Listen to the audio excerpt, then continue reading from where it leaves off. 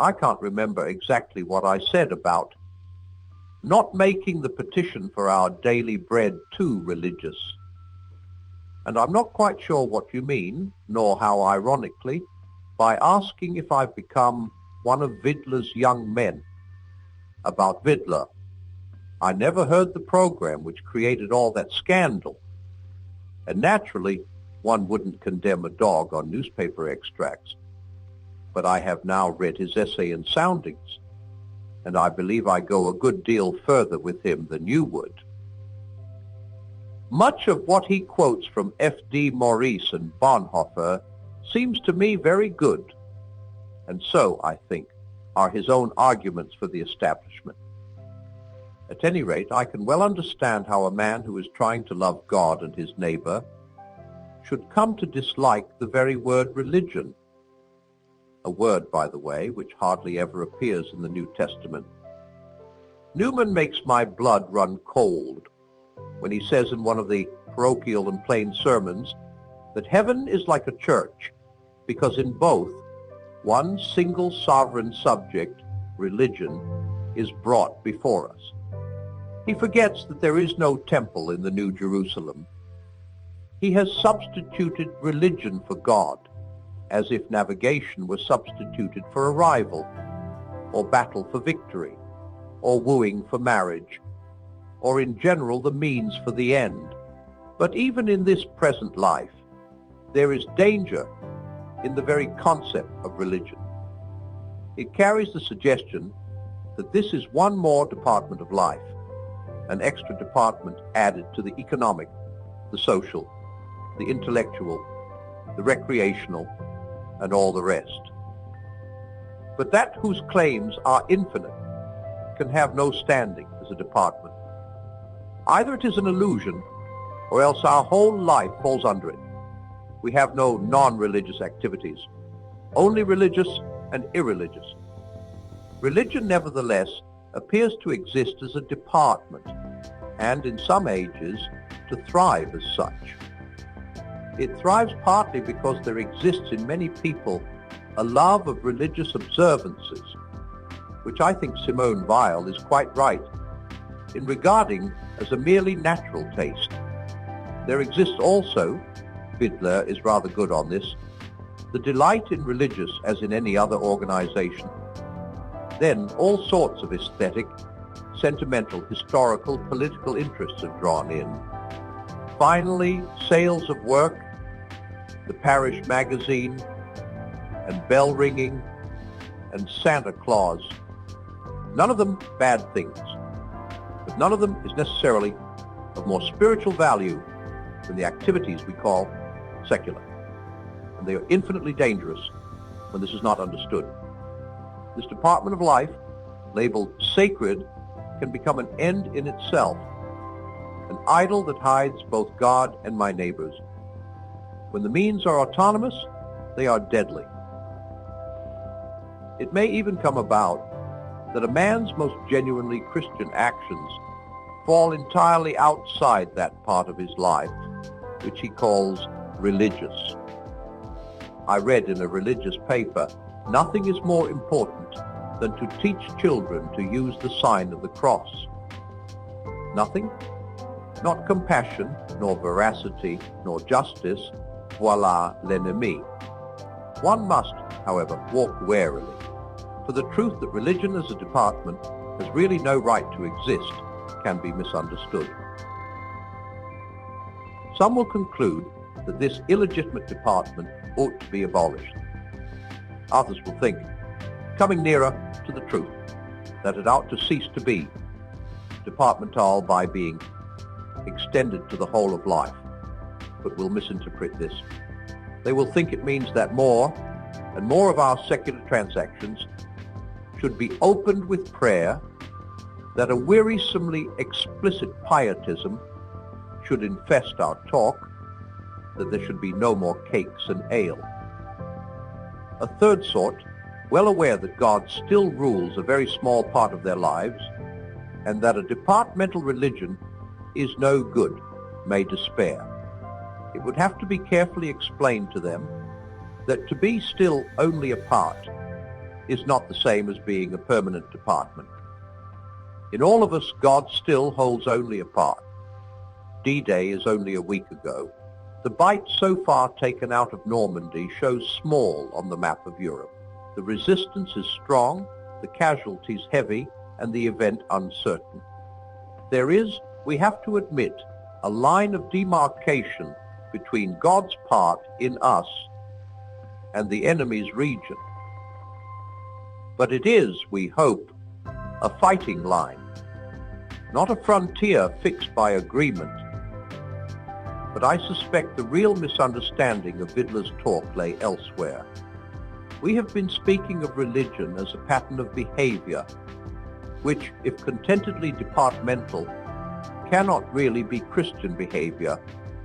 But people also, and more often, use religion to mean a system of beliefs.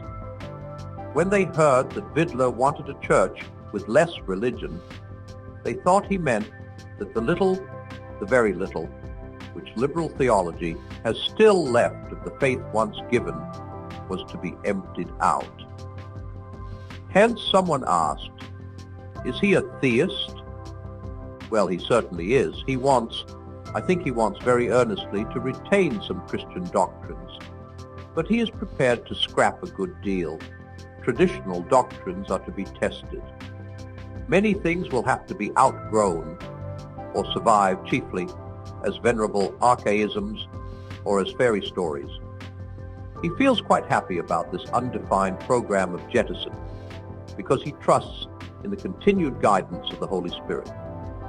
A noble faith, provided, of course, there is any such being as the Holy Spirit. But I suppose his existence is itself one of the traditional doctrines, which, on Vidler's premises, we might any day find we had outgrown.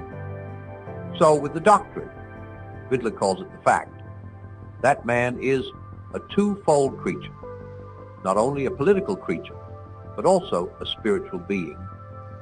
Vidler and you and I, and Plato, think it a fact. Tens of thousands, perhaps millions, think it a fantasy. The neutral description of it is a traditional doctrine.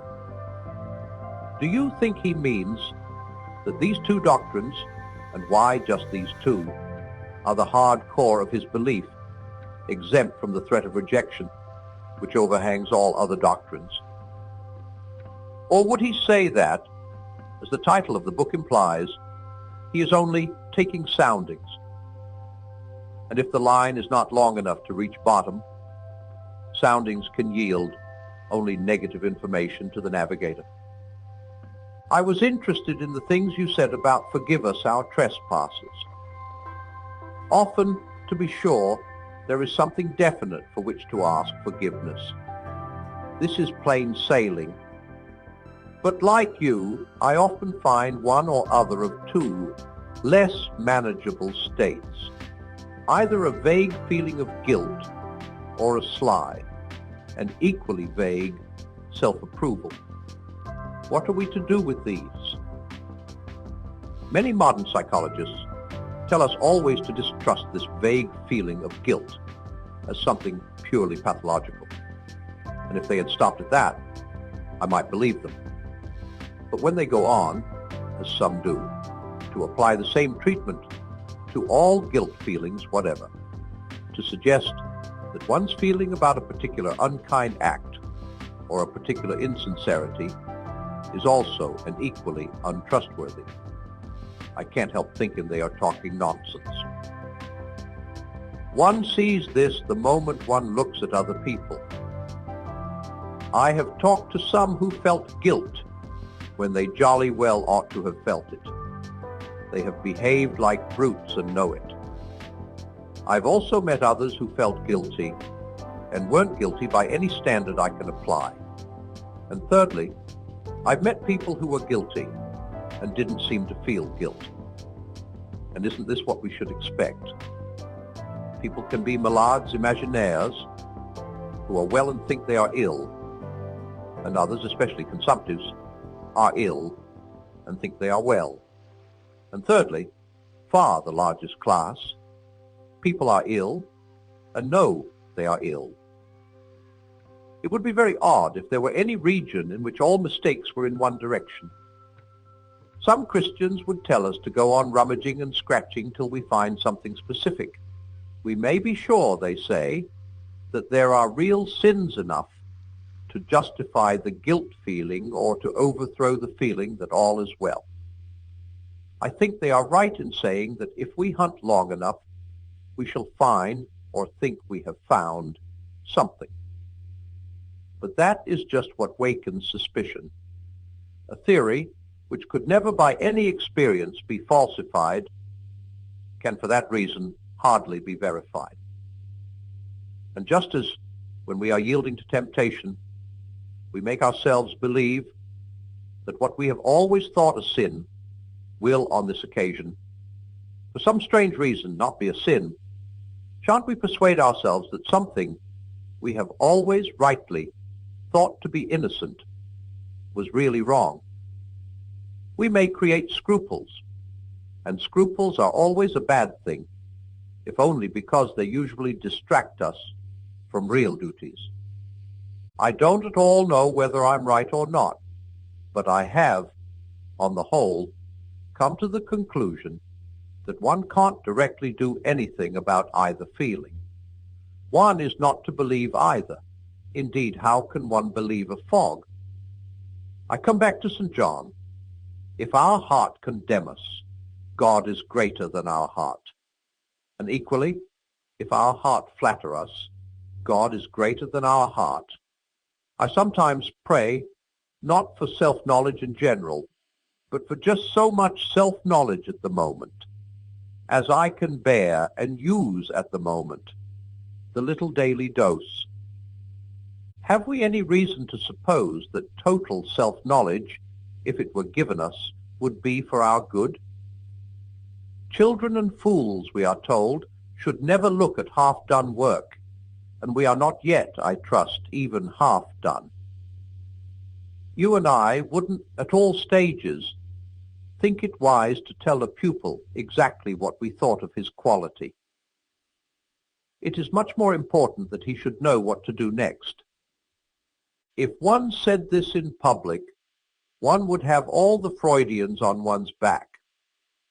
And mind you, we are greatly indebted to them. They did expose the cowardly evasions of really useful self-knowledge, which we had all been practicing from the beginning of the world. But there is also a merely morbid and fidgety curiosity about one's self, the slop-over from modern psychology, which surely does no good. The unfinished picture would so like to jump off the easel and have a look at itself. An analysis doesn't cure that.